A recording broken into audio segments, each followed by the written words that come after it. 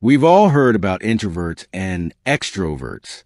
Introverts recharge alone, savoring the quiet, while extroverts seem to thrive in crowds, energized by social buzz.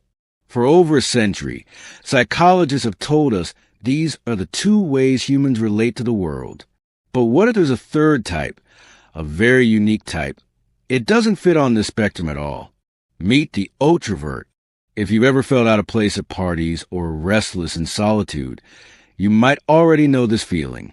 New research suggests that some people don't turn inward like introverts, and they don't reach outward like extroverts. They turn somewhere else entirely, toward independence, originality, and authentic self-expression.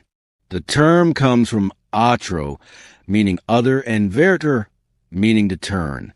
Ultraverts turn toward otherness, toward charting their own path rather than following the crowd. They are the outsiders who quietly enrich the world, much like left-handed people navigating a right-handed society. Ultraverts are not antisocial. They can be charming, funny, and deeply connected. The difference is that their sense of self doesn't depend on groups. They don't measure their worth by belonging or social approval. Their energy comes from within, from living according to their own values rather than the expectations of others. Where introverts withdraw and extroverts seek validation, ultraverts simply exist independently, fully, authentically, and often refreshingly unconcerned with fitting in. This independence allows them to move fluidly between social settings and solitude. They can enjoy a lively dinner party one night and spend the next day alone without feeling drained or incomplete. Unlike ambiverts, who balance social needs between the two extremes, ultraverts step entirely off the spectrum. They don't seek balance. They create their own framework. Their satisfaction comes from genuine interaction, meaningful work, and self-expression rather than group approval. Ultraverts naturally see the world from unique angles. They question assumptions, challenge conventional wisdom, and often find creative solutions that others overlook. This isn't contrarianism. It's a way of thinking unshackled from social pressure. At work, they contribute brilliant ideas without being swayed by office politics. At social events, they thrive in small, authentic conversations, often avoiding superficial group games. In relationships, they love deeply while maintaining their individuality, showing that independence and intimacy can coexist. Neurologically, ultraverts process social rewards differently. While most people derive pleasure from group acceptance, ultraverts find it in self-expression and personal connection.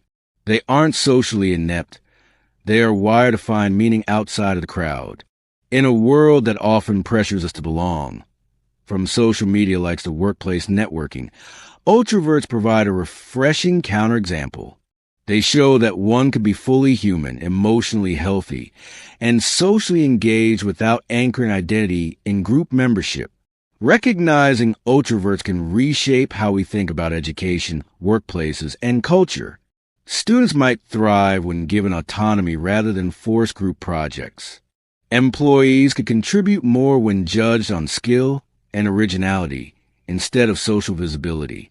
In mental health, understanding ultraversion as a normal personality type prevents misdiagnosis and mislabeling. Being an ultravert isn't about loneliness, rebellion, or avoidance. It's about emotional independence, authentic connection, and creative freedom. They remind us that fulfillment doesn't require conformity, that thinking differently is a strength, and that living authentically is a superpower. If you resonate with these traits, finding energy in self-expression, preferring meaningful interaction over social performance, following your own compass rather than the crowd, you might be an ultravert. And that difference, far from being a limitation, is a gift of the world.